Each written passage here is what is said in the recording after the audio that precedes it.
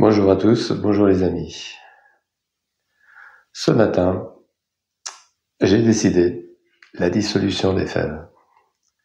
Alors, je me suis concerté avec moi-même pour respecter la démocratie et le résultat, c'est la dissolution des fèves. Alors rassurez-vous, je ne vais pas vous faire un cours sur la dissolution dans cette vidéo. Je vais vous parler en fait de mes fèves. Et d'ailleurs, elles n'ont pas du tout démérité cette année. Je suis assez satisfait du résultat. Mais bon, là, après plusieurs orages, après des coups de vent, et puis on était encore reparti une petite semaine. J'avais mis un petit fil pour tenir, et puis en fait ça a cassé, et c'est tombé également sur les tomates. Que là, si je veux éviter que le milieu s'en donne à cœur joie, il va falloir donc que je fasse un petit peu le tri. Parce que voilà, déjà j'ai plus la place pour passer, et puis les fèves, bien maintenant pour moi j'ai encore une cueillette assez importante à faire là, puis je vais les retirer tout simplement. Ils ont fait leur travail et on va pouvoir passer à autre chose. Et c'est l'occasion pour moi de faire un petit retour arrière sur justement cette culture des fèves cette année. On va repartir sur des images que j'ai un peu en stock là et qui vont vous montrer comment cette année j'ai conduit ma culture de fèves. Alors j'avais semé des fèves de Séville à la mi-novembre. En général, c'est comme ça que je procède. Là, ici, on est dans l'ouest de la France, donc on peut se permettre des semis fin d'automne. Et elles étaient pas mal levées. Et puis en janvier, on a eu un petit souci, c'est-à-dire il y a eu une période de gel et puis une période d'humidité juste après et de grande douceur. Et je pense qu'elles n'ont pas vraiment bien supporté. Alors j'en ai une bonne partie, les 3/4 qui ont fini par disparaître. Quand j'ai vu ça, donc ces fèves que moi je sème sous le petit feuillage qu'il y avait en dessous, les petits feuillages, les feuilles mortes qu'il y avait en dessous, j'ai ressemé donc en poquet comme je fais en général. Et puis on voit ici, ça c'est au mois d'avril, que finalement le deuxième semis qui était un reste de fèves d'Agadus a bien complété le rang de fèves de Séville. Et puis on a commencé les récoltes donc vers la fin mai. Et en fait, c'était pas trop mal, mais quand même pas mal en retard par rapport à une récolte de fèves. En général, on récolte beaucoup plus vite. Donc ça, c'était dû à la saison vraiment très tardive cette année. Donc elles ont occupé le terrain un petit peu plus longtemps, c'était le seul inconvénient. Les fèves qui font même un petit peu d'ombre là, mes tomates. Quand elles auront fini leur production, je vais les enlever, donc après ça va s'améliorer, mais pour l'instant, elles ont du retard, mais elles sont en pleine production. Alors, je vous montre ça. On voit que, effectivement, c'est le moment où je vais pouvoir récolter, là, parce que après donc ces 15 jours où on était absent, eh bien, c'est la pleine production des fèves. Et pour ce qui est des pucerons, alors j'en ai une partie ici, là, qui sont tout à fait indemnes. Ou alors elles en ont eu et elles ont été nettoyées, parce que ça se passe souvent comme ça. Ça permet de faire venir des auxiliaires, soit les coccinelles, des larves de coccinelles en particulier, ou des cirfes ou des oiseaux. Alors par contre par ici, là j'ai plusieurs plants. J'ai plusieurs plants qui sont très attaqués. Et comme vous le voyez, là je vois effectivement ici, je sais pas si vous voyez, il y a une coccinelle qui est au travail. Et donc ça se passe comme ça en général, c'est que ils vont nettoyer progressivement les différents plants. Alors là, il y en a vraiment un paquet là sur ce plan-là de pucerons sur ces plants de fèves là.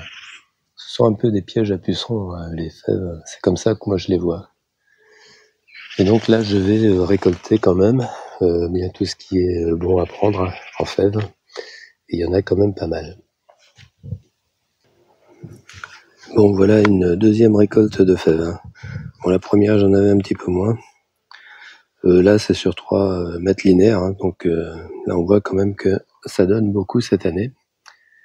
Et puis, il en reste, parce que j'ai pas tout ramassé. Les plus petites, je les ai laissées. Elles vont encore pousser. Et puis la prochaine fois, je crois bien que j'enlèverai tout, parce que les fèves, comme dirait l'autre, ça commence à bien faire, ça prend de la place. Alors, je pense que la prochaine récolte, dans une dizaine de jours, j'enlèverai tout. Alors, ce que j'ai remarqué, c'est que le bout de la planche, là, c'est-à-dire l'endroit que j'ai gagné sur la pelouse l'année dernière, eh bien, elles sont à la limite plus productives, plus belles, plus hautes que sur le reste de la planche. On revient le 19 juin et donc voilà, on récolte et finalement donc 2 kilos, pas loin de 2 kilos ici et en tout ça nous a fait quand même une récolte de 3,5 kg puisque j'avais noté sur les 3 récoltes successives, ce qui est vraiment pas mal pour 3 mètres linéaires. Les fèves, c'est une belle récolte, mais c'est aussi une restitution importante de matière organique. Alors d'une part, les fèves sont capables de fixer l'azote de l'air, ce qui fait que c'est un apport d'azote qui ne coûte rien. Alors si vraiment le terrain est surfertilisé, je suis pas sûr que les fèves elles iront fixer l'azote de l'air. Peut-être qu'elles préféreront utiliser les ressources qui sont dans le sol. Mais dans l'ensemble, c'est quand même une plante intéressante pour ça. Et puis qui fait quand même la matière végétale assez importante. Donc la restitution, c'est un élément important de la culture. C'est comme ça aussi que moi je vois ces cultures de légumineuses. Alors ici, après les fèves, je viendrai certainement installer des laitues d'été, je vais mettre des cressonnettes du Maroc qui supportent assez bien la chaleur, même si pour l'instant, eh bien, on n'a pas du tout de chaleur, puisqu'en fait, cette récolte de fèves, moi je l'ai faite entre 2 orages et est tombée sur la région nantaise à des trompes d'eau assez considérables. Et je suis quand même assez content d'avoir fait ça, d'avoir réussi à le faire parce que ça permet quand même d'aérer un petit peu ce qui se trouve à côté, c'est-à-dire mes tomates. Je vous ai montré, les fèves étaient tombées dessus, donc espérant qu'elles reprennent un petit peu d'air et qu'elles ne chopent pas le mildiou. Parce que pour l'instant, elles ne l'ont pas, mais les conditions actuelles sont vraiment très favorables au mildiou. On a des températures qui sont plutôt plus élevées là, 20-24 degrés. Et une humidité constante, c'est vraiment l'idéal pour le mildiou. Donc observer pour voir s'il n'y a pas des premières traces de mildiou. Pour l'instant, je ne vois pas. Puis bon, sur mes pommes de terre, c'est pareil, j'ai pas non plus de traces de mildiou pour l'instant. Donc je croise les doigts pour que ça continue. Et si jamais je m'apercevais qu'il y a des traces de mildiou, dans ce cas-là, pour stopper le mildiou, si la période humide continue. Bon, ils annoncent pour le début de la semaine prochaine du beau temps. Donc j'espère que ça va être ça et que dans ce cas-là, il n'y a pas besoin de faire de traitement, par exemple au bicarbonate, qui permet vraiment dans les cas où on est débordé, eh bien de stopper la progression du mildiou. Encore une fois, comme je l'ai dit assez souvent, ça ne va pas empêcher le mildiou de repartir s'il revient à une période humide. Ça le stoppe dans sa progression.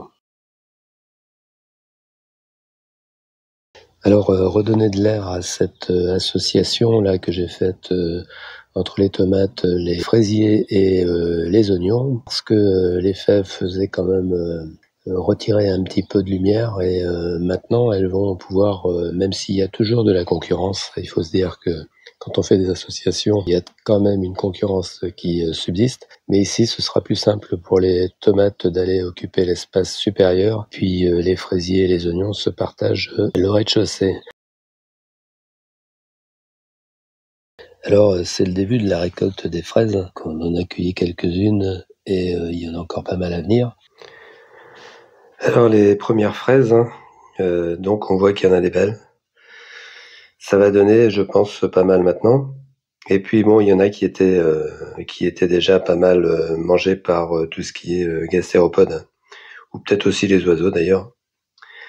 Donc celles-là, on a été obligé de les amputer, mais bon. Le problème, c'est qu'avec l'humidité, il y a un petit peu de pourriture. On se prend des trompes d'eau, c'est clair que les fraises, elles apprécient moyennement quand elles sont pas loin d'être mûres. Mais ça va être, s'il vient du beau temps, je pense qu'on va en avoir quand même une bonne quantité. Donc ça, ces fraises, c'est quand même appréciable.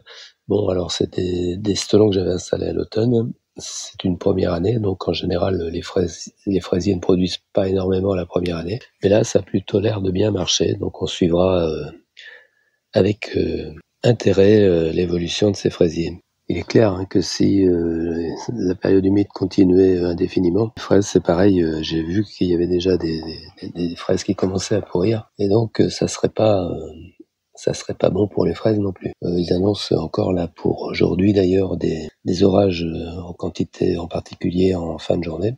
Et puis ensuite ça devrait s'améliorer un petit peu. Alors on croise les doigts pour ça. Et puis les oignons, bien ma foi, ils sont pas trop mal. Hein, un petit peu de limaces là qui les mange, là je vois. Alors il y en a pas beaucoup hein, parce que je vous avais expliqué que les oiseaux avaient fait pas mal de dégâts. Mais finalement, par rapport à la densité ici, ça s'est éclairci un peu et c'est peut-être pas plus mal. Donc les oignons, on suivra cette évolution là aussi. Donc des fruits rouges dans un premier temps, bien appréciables. Des légumes, fruits rouges également, les tomates, hein, et puis également d'ailleurs quelques roses de Berne. Et puis ensuite, eh bien, c'est de l'oignon violet que j'ai là. Donc voilà notre petite association et on suivra ça. Je vous donnerai des nouvelles pour voir si ça fonctionne aussi bien pour chaque culture. Alors voilà, cette vidéo est maintenant terminée. Je vous dis à la prochaine vidéo, portez-vous bien.